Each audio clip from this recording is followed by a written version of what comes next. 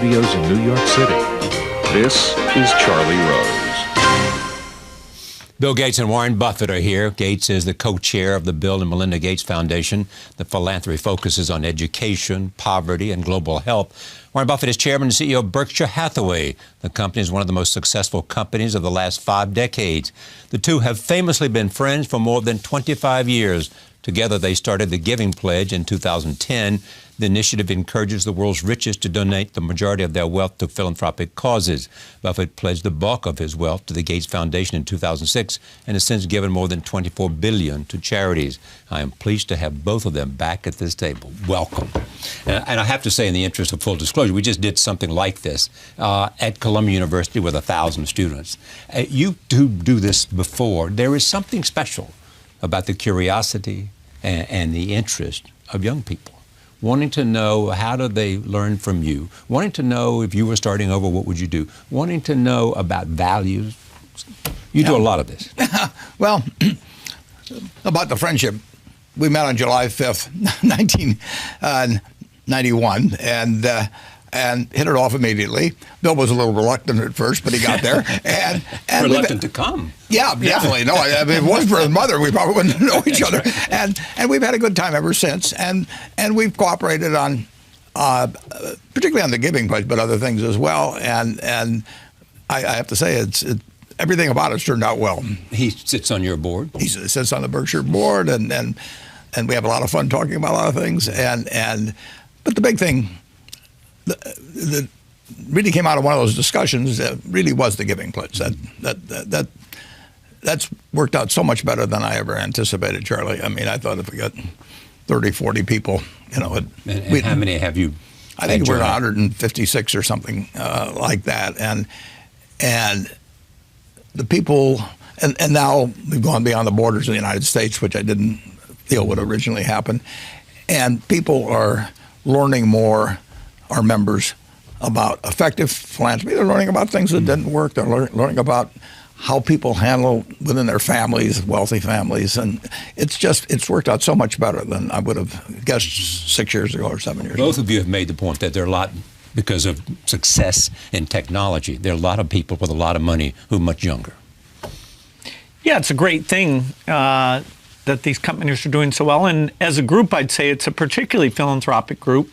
I didn't give huge gifts until I was 45. Some of them in their 30s are already doing amazing things.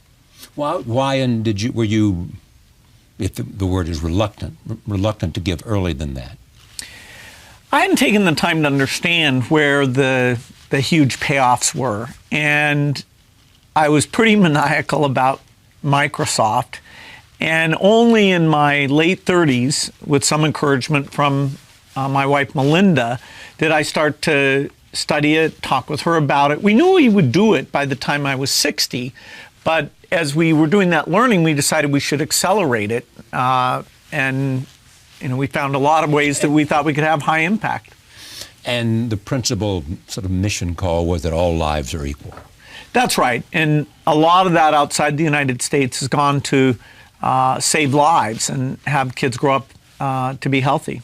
How did you decide that you'd rather give your money to the Gates Foundation than create some foundation of your own and go out and find people to run it and do whatever you wanted to do? Well, my first wife, Susie, and I actually started a foundation over 50 years ago.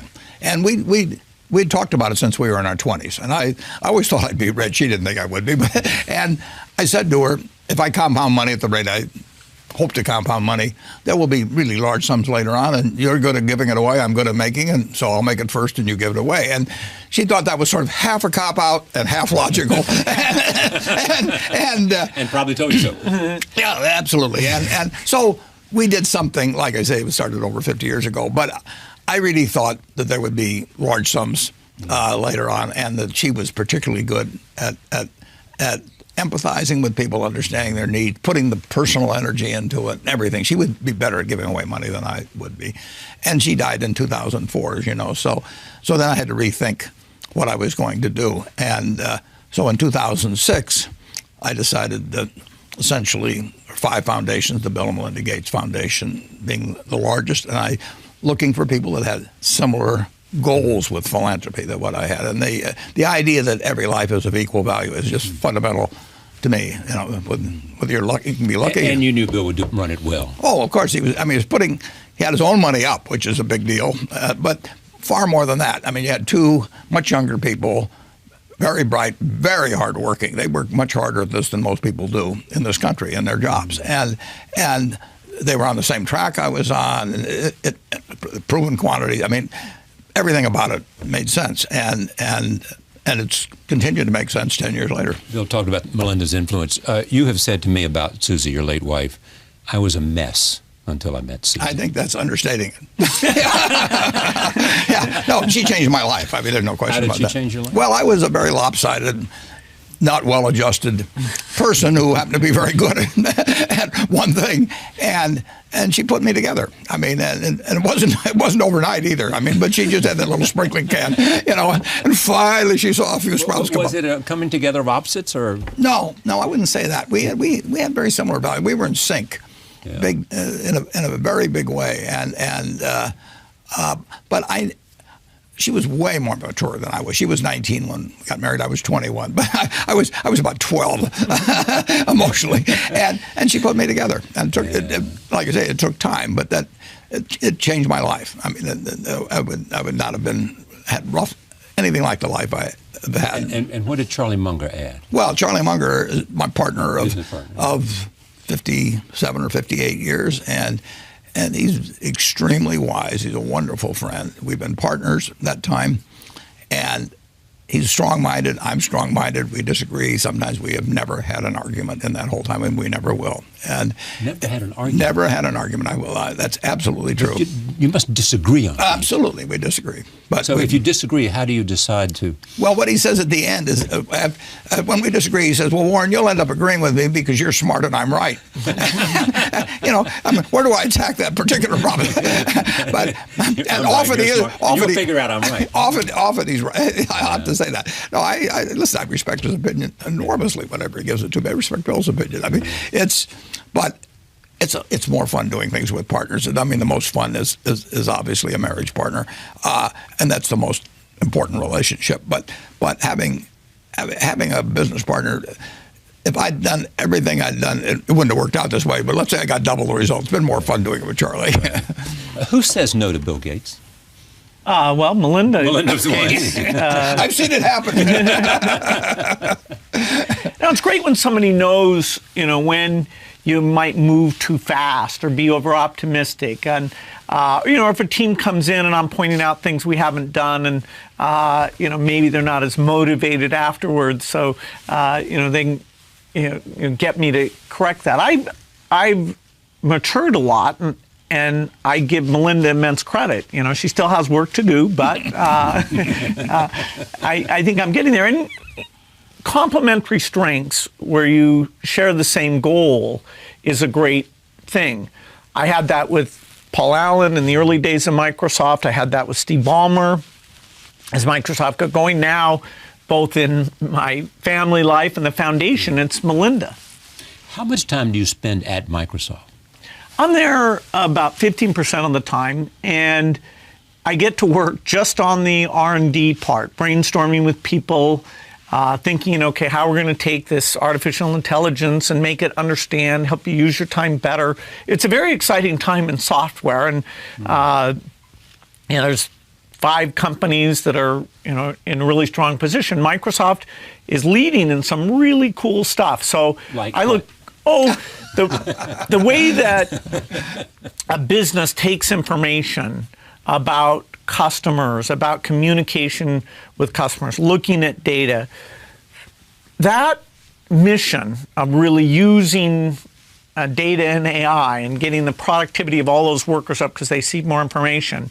Microsoft is the leader in that, and it's a wonderful niche. You know, it's a multi-$100 billion niche that they're strong in, and that they will be innovating along that line more in the next 2 years than ever in our history. You have a passion for artificial intelligence. You do. Yeah, it's the ultimate dream when you start working on software is the kind of deep understanding and intelligence that humans have. So it's been the holy grail of when can the computer learn to play games? When can the computer learn to read? When can it understand speech?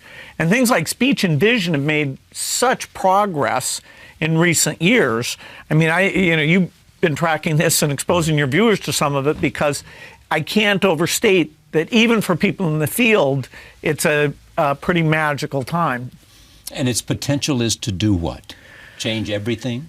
Well, in the first instance, to be the best assistant ever, to look at all your information and help you know in the few minutes between meetings what you should look at, or when you're trying to plan a trip, organize things with things, to be a much, much, much better assistant than it is today. And then eventually certain mechanical tasks like warehouse work or driving, that it would take that over. But for intellectual work, it will just magnify the creativity and make your time more valuable. Are you interested in technology?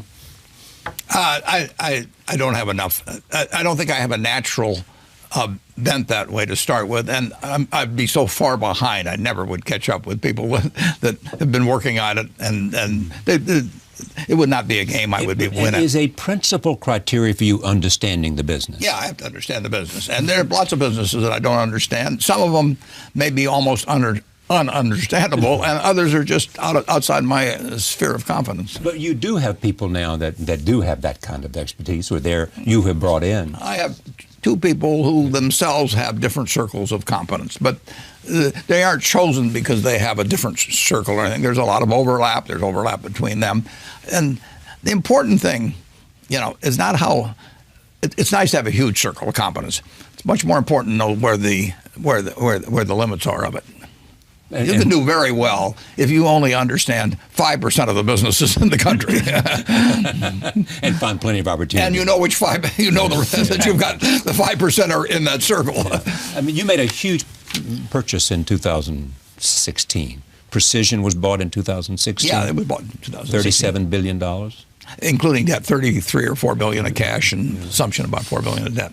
Is it harder and harder to find an acquisition candidate because? Sure. I mean, we got to move a needle on 400 billion of market value, and if we make $1 billion, we're talking 0.25%, and that's after tax. I mean, that's more than $1.5 billion pre-tax. So it's hard to find things. I would do better percentage-wise if I was working with a much smaller amount of capital. How do you find them? It's interesting. I'll get a call. I'll be sitting thinking, and I mean different things. In terms of buying private businesses, it's because I get a call from a private seller. But occasionally, I just decide to act, and we never do anything unfriendly. But in terms of buying whole businesses, but I mean, are there people who know you and are close to you on the lookout for you, or not much? It's not much. Unlikely that. Yeah. No, you're taking it. Charlie, we've net bought we've net bought 12 billion of common stocks since the election. Now it's in my mind which ones I pick. Now, the guys that work with me, the two fellows, they probably bought a little bit or sold a little bit too. But those are ideas that I've either come at it from a different slant in some way or whatever it may be. Is airlines one of those? Well, it was shown. I won't tell you anything. We're buying or selling now. It was shown on September 30th that we own some airlines, some stocks. And so, why did you do that? Well, that I won't get into. But it was in large part my decision. The old joke is, as you know, absolutely. How do you become a millionaire? Start as a billionaire and buy an airline. There's no question that it's been a graveyard for a lot of money. Yeah. But transportation has been something. Yeah, but they're not related. The railroads and the airlines are not related at all. They're different kinds of businesses. You can't move the track. You can move planes around, and you can't go into. I mean, airlines attract people just by there's a certain romance to it, like Hollywood does or something, and so you can actually go into the business. And more than 100 airlines have gone broke, in the last 20 or 25 years or something like that. So it's a different sort of business. How has knowing Bill changed or influenced or enhanced your sense of the way the world works? Well, I learned from him. I like to learn from all friends, and Bill happens to be a particularly good source. But that's the fun of having friends, Charlie. Yeah. I don't think I would. be hard for me to be a friend with anyone that I don't learn something from. And they probably get kind of bored with me, and I get bored with them. Yeah. Who's that guy talking about stocks? You know? And Bill, what have you learned from him, being associated with him? Well, and sitting on his board. Immense amount. He wrote an article for Fortune magazine that I read before I met him about that it's not necessarily a good idea to leave large sums to your children. So that was pretty fundamental, and I remember reading that, and I was convinced that was right, and it meant, wow, now you have to think of how to give it away. I also remember Warren showing me his calendar, and I love this. I had every minute packed, and I thought that was the only way you could do things. And the fact that he is so careful about his Can I show this to the audience? He has days that there's nothing on it. Absolutely. Yeah, I'm trying to show. The best And well, this is October. It's very high tech. Be careful. You might not understand. I'm going to hold. I'm not going to show the thing. But this is the week of April, of which there are only 3 entries for a week. Yeah, there'll be 4 maybe by April. File tax. So that taught you what? Not to crowd yourself too much and give yourself time to read and think and that you control your time, and that sitting and thinking may be a much higher priority than a normal CEO who, there's all this demand and you feel like you need to go and see all these people. It's not a proxy of your seriousness that you filled every minute in your schedule. And people are going to want your time. Yeah, and it's the only thing you can't buy. I mean, I can buy anything I want, basically, but I can't buy time. And so to have time is the most precious thing you can have. I better be careful with it. Yeah. There's no way I will be able to buy more time. And living in Omaha makes that easier. That makes it a lot easier. I for 50, whatever it is. Yeah, 50, well, then for 54 years, I've spent 5 minutes going each way. Now, just imagine that was a half an hour each way. I know the words to a lot more songs, and that's about it. It adds up, doesn't it? Yeah, it really adds up. Add up. No, if you're talking an hour a day difference coming and going, and that's 2.5% of the person's work week. That means 40 years. You're talking about a year. Do you agree politically? On almost everything. A general sense that you've got to keep the economy turning up, greater output, and that you have to allocate it in a fair way. Yeah, that basic framework we see very much the same. Do both of you believe we can achieve a 4% growth rate? That's pretty high. High, yeah. But we just, like 2016, I think the last quarter was like 1.6 or something. Charlie, a 2% growth rate, yeah. If we have a little less than 1% population growth, which we probably will, in one generation, 25 years now, people have kids a little later, will add 19,000 per capita, family of 4, 76,000 to real GDP. So there will be family of 4 on average. There would be 76,000 more stuff per family of 4 in one generation. I mean, we are going to have more, and the goose is going to keep laying more golden eggs. I mean, and we've got a wonderful system. Well, but there are certain things that could get in the way of that. 2%? I think we'll do 2%. Well, you'll do 2%. Yeah, and 2% will produce miracles. Yeah, but 3% is probably possible, isn't it? It may or may it could be, but that would be fabulous. Right. But 2% will produce 19,000 per capita. That's greater than exists in a whole lot of countries. That will be added. The question is what we do with it. How do you see the future of China? Well, they've done a great job on some things. They're not a democracy, and so it hangs in the balance how their political system will evolve. But in terms of raising incomes, getting rid of poverty, improving health, it's an unbelievable miracle that their embrace in their own special way of the market, since really just 1990, they've done very well. And so they're the second biggest economy in the world. They're serious about trade. They're serious about clean energy. They are super important. The most important relationship in the world is the U.S.-China relationship. Clearly. Because of the two biggest economic powers in the world. Right, and they're rising. And they'll continue to be. Continue to be. And we're strong, and we're going to stay very strong. Yeah. What could make us not stay strong?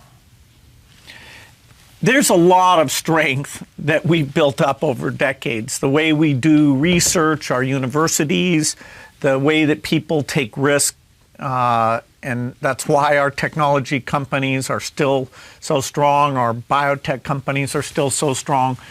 So the education system is one that we need to go back and look at. And that is one huge source of inequity. Because if you get a great education, actually, the outcomes are pretty good. So different. Yeah, the but your mobility. experience has told you that's much harder than even you imagined. Improving the U.S. education system, yes. The dropout rate has gone down a bit, so that's great. But the overall reading scores, math scores, and the inequality hasn't budged much in the last 10 years. And one of the goals of our foundation is to, working with partners, change that. And so far, it's proven to be one of the tougher ones, but we still believe that it's super important, and there are promising, if we look at individual schools, we see great things. So we still believe it's achievable. All the talk about immigration, I want to talk about it a little bit, but all the talk about immigration, are we still looking at a situation where some of the best and brightest from overseas come here, get an education, and then go back to India or China or wherever it is, rather than staying here? Well, a lot do stay, and the most important import the U.S. has ever had, by far, is human talent. It's been to our benefit that a lot of the hardest working, best and brightest from almost every country in the world have wanted to come to the U.S. And so if you look at university departments or doctors, engineers, people starting up companies, building jobs, it's been a huge strength of ours. We haven't always made it super easy for that to work, but it has worked very, very well. So the number going back, it's meaningful, but net, we are still a huge beneficiary of human talent. But it used to be said, and Tom Friedman, I think, first wrote this, we ought to staple a green card to every diploma. Yeah, I believe that. Now, is that a bias because I'm from the tech industry where we can create multiple jobs around the engineer instead of having to do that outside the United States? Yes, I believe that keeping talent in the country is a great thing. Tell us the story, because you told me the story, and I didn't have it before. You think the second most important document in America's history after the Declaration of Independence, or perhaps the U.S. Constitution, or both, is this letter? Yeah, it was a letter written by two immigrants. It was a letter written by two Jewish immigrants. Whose names were? And that doesn't sound like much till I tell you one of the names, but in August of 1939, just before Germany moved into Poland, Leo Szilard, whose name is not well known, who was born in Hungary, but he went to Germany and he worked in Germany with Albert Einstein. And in 1933, I believe both of them left Germany. And where do they come? They come to the United States. And they become United States citizens. And they co-sign a letter to President Roosevelt. Szilard got Einstein to sign it because his name carried more weight. And that letter, which you can see on the internet, not even a full page, says Germany is going, I'm really paraphrasing it here, but Germany's going to get an atom bomb, and it may work. It didn't say for sure it would, and that we better get to work on one. And the Manhattan Project came out of that, and who knows what would have happened in World War II. If Hitler hadn't been so anti-Semitic, basically, he drove out these great scientists and everything. And secondly, if those two hadn't chose to emigrate to the United States, the United States was, it welcomed them, and they may have saved this country. They may have saved this country. So Germany did not get it, and we did. Yeah, we those V1s and V2s that were lobbed over there into England and everything, this didn't have the right warhead from the standpoint of the Germans. And if we'd started 3 years later, who knows what would have happened. Remarkable men, and they were both immigrants. You sent me a note maybe a month ago, and you basically said, I'm not worried about the American economy. That's right. What I worry about is that somehow, in some way, we'll make a mistake in terms of the employment of nuclear weapons, or some bad character will buy them or steal them. And Weapons of mass destruction are out there. Destruction. And the knowledge, tragic accident, maybe it's a computer clip or whatever it might be. It's a tiny, tiny probability any given day. Right. But there are people who wish us ill. There are people who would like to kill millions of Americans, and there's some psychotics. There's religious fanatics. There's megalomaniacs. The world has a certain number of them, and if they get in the wrong position and they have the knowledge and they have the ability, there are people that would like to kill millions of Americans, and the weapons are there to do it. Einstein said shortly after the launch of what was then called the atomic bomb, he said, I know not with what weapons World War III will be fought, but World War IV will be fought with sticks and stones.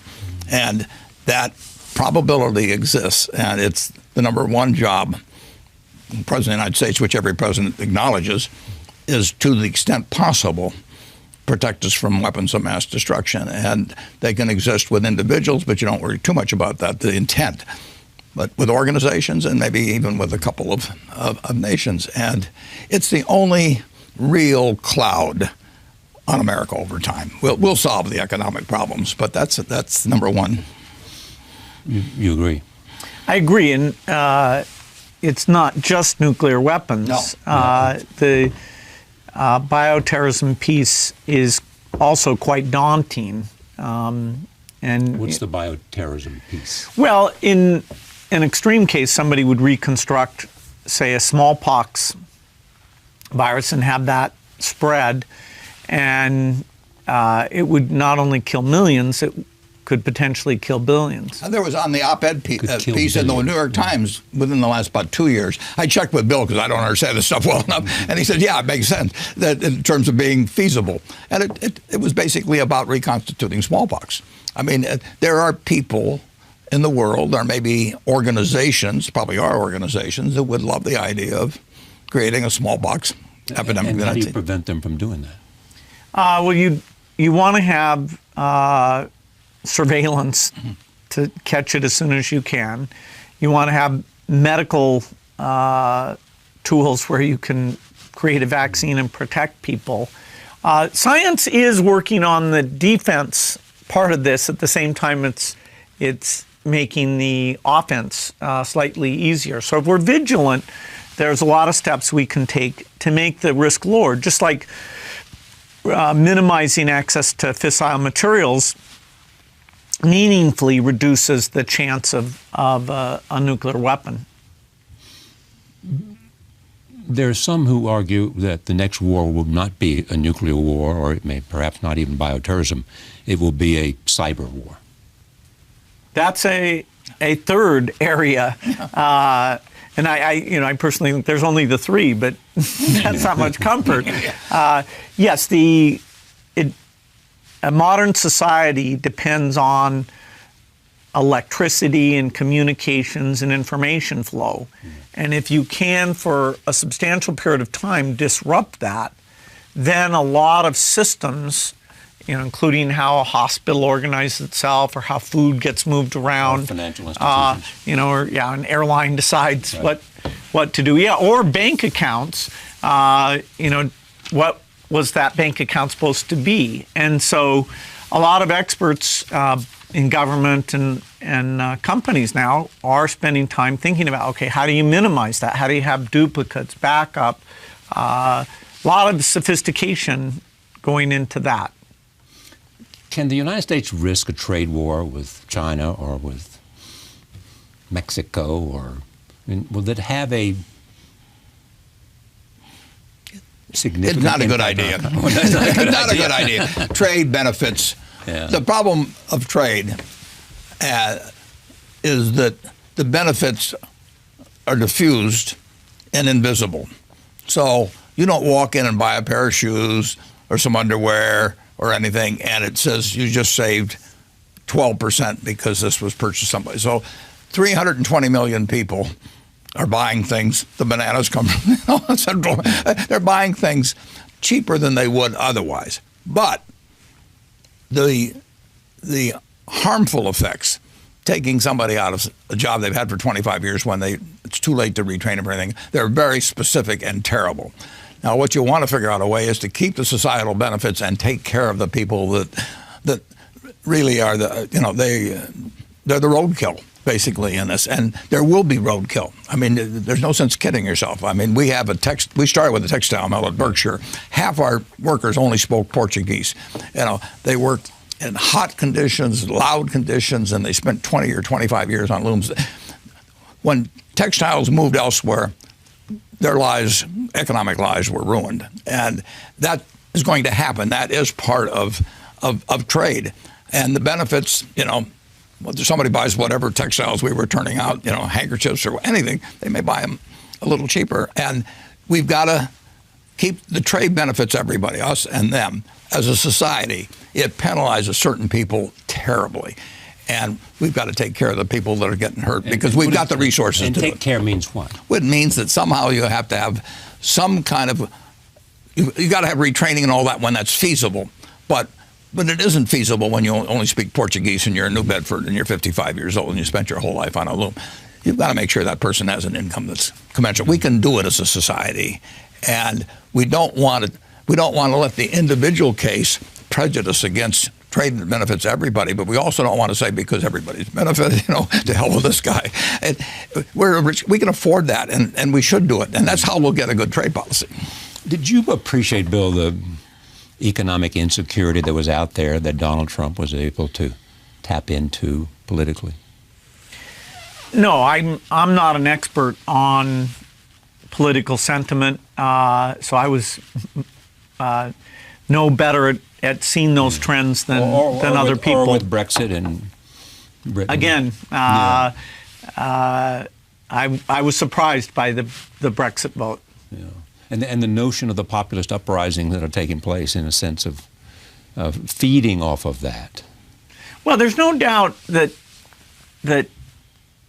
younger people and urban people, in terms of their social mores and being seen to benefit relatively more from the new technology and things that are out there, there is somewhat of a divide there. The fact that that would lead to these political results is a bit of a wake-up call to say, okay, what is, in terms of economic and social issues, or can we, by improving medicine, improving the education system, can we take what the negative views are there and engage in uplift their views of the future?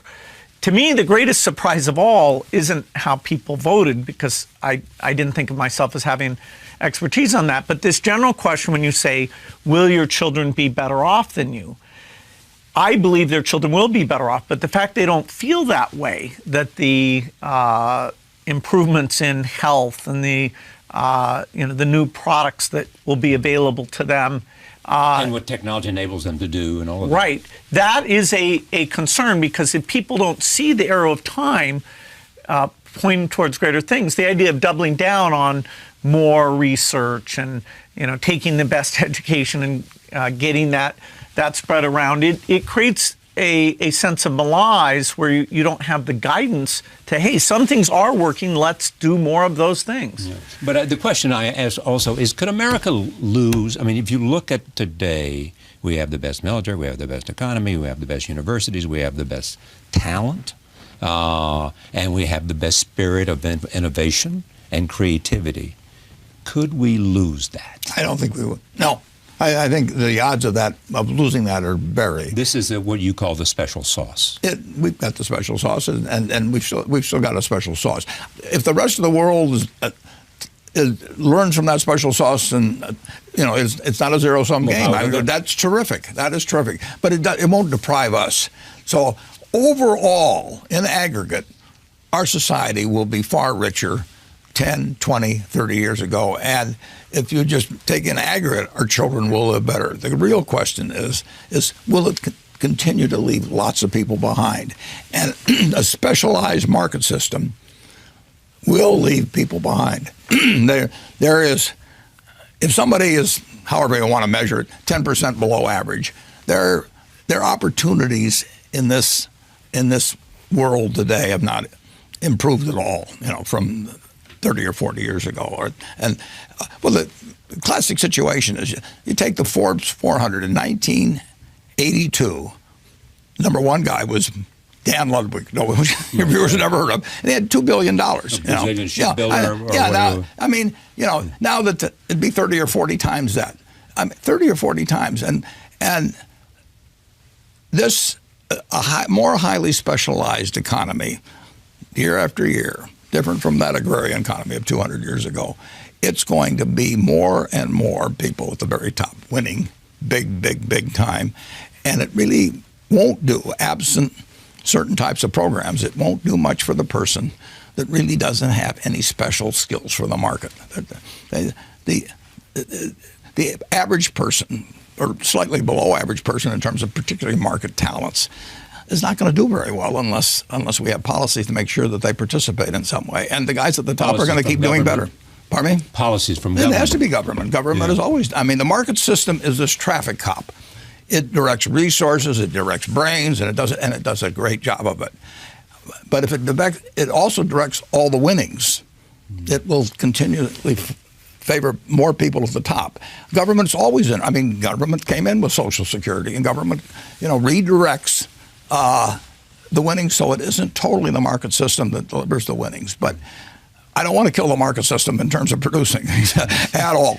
We want more and more stuff, but there will be more and more people falling further relatively behind, and that's not a good result. We can afford it. We can do better. And somebody, I'm sure you saw this. There was a report, I think, last week, and suggested they took 8 billionaires and basically said they have more wealth than the bottom half of the population in the world. Yeah. Than 50% of the people in the world. Well, and in this country, if you took the Forbes 400, they had $93 billion in 1982, and they have $2.4 trillion now. 25 times as much, not exactly the same people, but take the 400, 25 times as much as 35 years ago. And believe me, that does not strike somebody that's working 40 hours a week and trying to support a couple kids on it and finding, and that their income has remained the same or is less, or they just aren't participating. Or they're threatened by forces they can't comprehend. They can't. The market system just pays more and more. Just think. Say you're a middleweight boxer. In the 30s you were limited to, you wouldn't even get on the undercard at Madison Square Garden, and it was limited. But then television comes along, and cable comes along, and pay-per-view, and tens of millions of dollars. So at the top, it's terrific. But if you're the 45th best middleweight in the country, it's pretty much the same as it used to be in the 30s. So the spread gets wider. If you're Frank Sinatra, you're a lot better off if you've got television than if you can just play at some theater in New York, like where you started. It's magnified, but throughout. If you've got a good business idea, you can get it capitalized and become worth billions just on the idea. So it's just tougher. Whereas, you go back to 1800, and if you were reasonably strong and willing to work hard, you were worth 90% as much on a farm as the very best guy. It just the differential, and it'll keep widening. The market system will push it in that direction. But government is there to. And what would you change if you could? Well, I would change the earned income tax credit big time. Yeah. I am where I am. Not by myself at all. There's 320 million Americans out there, and there's a lot of crosses over at Normandy and everything else, I benefit enormously by having come along when I came along and where I came along, and some people did, and some people didn't. And there's nothing wrong with a market system that rewards anybody that makes life better for millions of people. They ought to get enormously rewarded. But you got to take care of the people that just don't fit well into that particular niche. If this country paid off based on athletic ability, I could study 8 hours a day and and have all these and I'm still gonna I'll get in the ring or something like that, and 10 seconds later I'm on my back. So the talents that get rewarded in a market system are important because they bring us more of the goods and services that the country wants, and they make all kinds of improvements in how we live. Just incredible, but they leave people behind, and it won't be solved simply by education. You want everybody to. And is it the responsibility of government to do something about this? Sure it is. Sure it is. That's what government. Go ahead, Bill. But the government, also has to keep, business in shape, that it has the incentive to do things right. And striking that balance, should be at the heart of political dialogue. You need more golden eggs. I mean, nothing's going to work. You can have the fairest island in the world and two guys who are ethicists living on it and they're deciding exactly how they should divide up the palm tree. That's the only thing on the island, but it won't make any difference. So beyond national security issues, what do we have to be fearful of in the future? When we've talked about it, some people believe that artificial intelligence offers certain kinds of risk, and you've spoken to that, that it could get out of control and somehow. You've spoken to that, and other people have. What's around the corner that will both benefit us? Artificial intelligence is clearly one of those things too, but also offers a scary world, whether it is gene editing or what of that kind of. When you think about these things. Yeah, gene editing is a good one, where the promise of helping with disease, making plants that are more productive. Gene editing is, playing with the software of life, of the ultimate software work. And yet, deciding exactly how it should be used. If you could make sure your child was thin or, attractive or had certain other characteristics, is that an appropriate use of the technology? And so society will have some. Answer that question. I'll volunteer for the beta testing on that one. I'm serious, Bill. How do you decide that? Those are government. Is it government questions? It's the whole thing about if there's some balance between freedom and security, and what came up in terms of, even in terms of getting inside of a phone in which a terrorist might have left future possible terrorist acts, Well, that's another one where, making sure the government isn't completely blind to what goes on in financial transactions, communications, because you trust that the appropriate policies for when and how government's ability to see information is used. That's another one where there'll be a big debate about, some extremists might say, government really shouldn't see anything. Others would say government should see everything. But I think there's the potential for a best of both worlds approach. If in fact there's some appropriate procedure to get. Right, and we have had procedures. Right. And, some people feel that even so some things went on. So there are voices out there that would tend towards hey, let's not let government see things. And that's another political question. How much do we do gene editing? How much the government has visibility? We need politicians who really draw in great opinions. Running a healthcare system and deciding when people are inventing super expensive treatments, should healthcare demand so much of the economy that investing in education and social services and those things, that'll be another huge problem that will be debated in the political arena. Who has healthcare right? Who's got healthcare right in your judgment?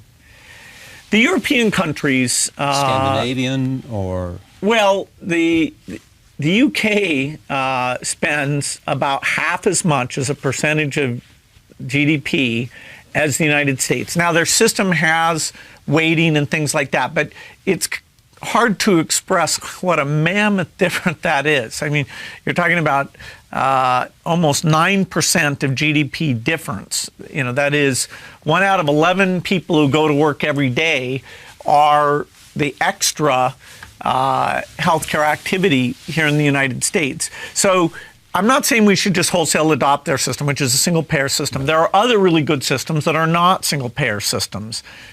Germany, Switzerland, France, they do quite well. It's one of the few things, access to medical care is one of the few things that we actually do quite a bit worse than other rich countries. There's some like education that a lot of rich countries don't do a very good job on. This one is is where These we're are two very sort of fundamental uniquely things. bad. Healthcare and education. We don't do it as well as other people, other industrialized nations. Most rich countries don't do that well on education. And there are pieces like top universities where we are absolutely the best in the world by a lot.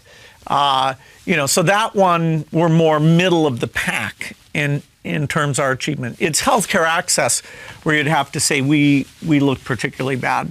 Is there a ticking clock on global warming? Yes. Fortunately, it's not overnight. The really big negative impacts are in the 30 to 70 year time frame. Although it has already increased the chance of drought and storms, and we're seeing that. You can see a direct causation there.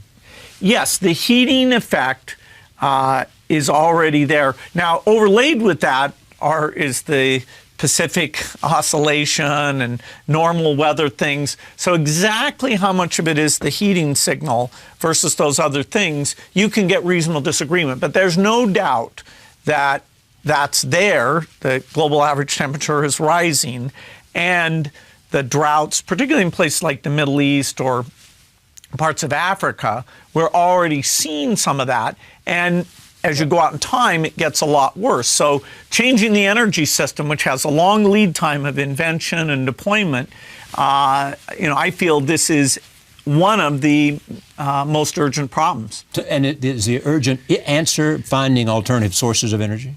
Finding that magic three characteristics: reliable, clean, and low cost. And there's many paths to get there.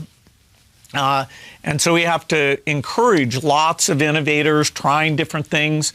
If you could take sun and turn it directly into gasoline, that would be an approach, because that can be stored 24 hours a day and even moved around very well. There's approaches that involve taking nuclear to a new level of safety and a lower level of cost, so that would be a key part of the system. We need to fund a lot of innovative ideas, both governments and private sector. Is your life today more intellectually challenging than when you were running Microsoft? That's hard to compare. I'm on a steep learning curve in both cases. I love the fact that I get to meet great people. I get to see things work, see things that fail. For this stage of my life, I'm in a perfect position. I couldn't be happier. Because you have an influence on Microsoft. I mean, not just being a stockholder. I enjoy going over and sharing my thoughts. Yeah.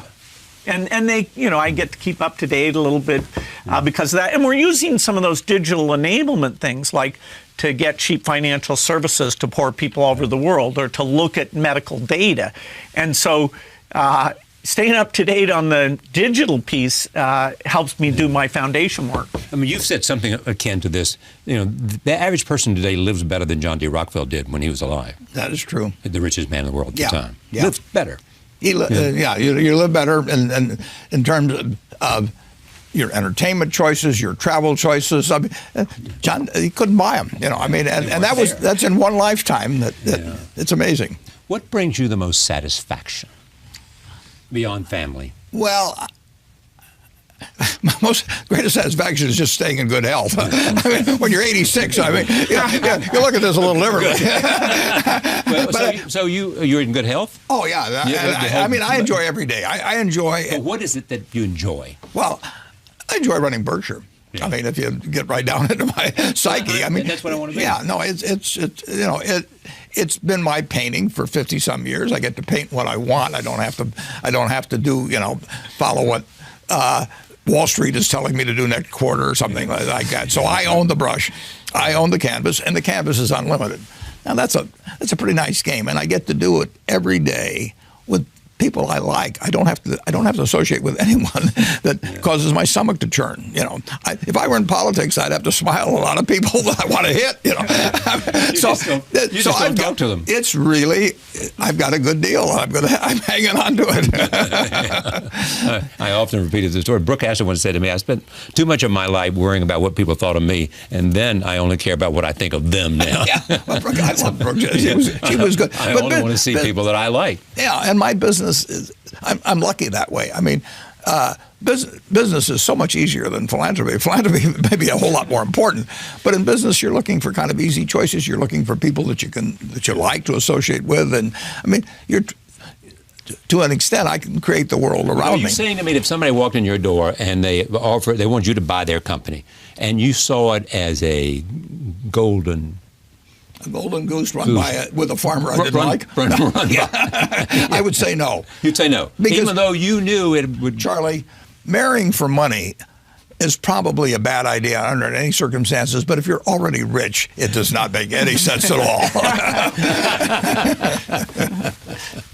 But the satisfaction, I mean, what's the metric of satisfaction? It's really doing a decent job of running a place that gets harder to do because of size, but over time. But it's working with a whole lot of people on interesting. It's like Gene McCarthy said about being a football coach. I mean, it's just difficult enough to make it interesting, but really isn't that hard. When you get all McCarthy said that? Yeah. Well, he had a way of getting people a little irritated sometimes. What brings you the greatest satisfaction, Bill? Well, I think learning things and making breakthroughs, after all the great family stuff, that is a lot of fun. Every once in a while, if something really makes sense and you can teach people about it, share an insight, I think that's also very satisfying. When I sit down with Melinda to write the annual letter, the idea of, okay, I've had a chance to see things. What could I share that is really succinct, that might be helpful to people? That is fun. It's hard. It doesn't happen all the time. But between my learning and being able to share where I see, oh, this is really simpler than I thought it was, that gives me great satisfaction. I would say this too, Charlie. Now at 86, I mean, I've seen a lot of people that have gotten older, and I've never seen anybody that is 70 or pick an age who felt good about their children that felt bad about their life. In all my experience. I mean, you've never seen anybody who felt good about their children that also felt bad about their life. Yeah. And I've seen plenty of people with lots of money where it hasn't worked out well in the family. They didn't feel good about their children. Or the children didn't feel good about them. I mean, but whichever way. I mean, but in other words, they failed at the most important teaching job they had in personal relationship, and sometimes it happens for extraneous reasons. But I really have never met anybody, regardless of their economic circumstances, who felt their life was a failure. Who felt they'd been. If their children had become. If they love their children, and their children were doing. Yeah, absolutely. They felt good about what they brought them into the world when they. Their achievements and they felt like they had equipped themselves for the future. Yeah, I knew one fellow was extraordinarily rich. He'd put a lot of money in his kid's name. He didn't want them to have any control over it. Once a year, he would have dinner with them and try and get them to sign their income tax return in blank. Now, just imagine that, with, in this case, 4 kids, none of them, he wanted to have enough confidence in them or to have, it's just crazy. I mean, he would woo them during this dinner and they knew exactly what was going on, and once a year, and then he'd bribe them sort of to sign their income tax return in blank so he could file and they wouldn't know what they had. I mean, that when you have adults, I've seen just time after time when people have been successes. I've seen plenty of the other too, but successes in business, a failure, and I don't think they feel that good about life. Thank you for coming. Thank Great you. to see you. Bill, thank you very much. Bill Gates and Warren Buffett for the hour. Thank you for joining us. I should mention on HBO on January 30th, there is a film called Becoming Warren Buffett, in which you will see a remarkable sense of the evolution of a human being and surrounded by family, but also the lessons and the experiences that 86 years have given him. See you next time. For more about this program and early episodes, visit us online at pbs.org and charlierose.com.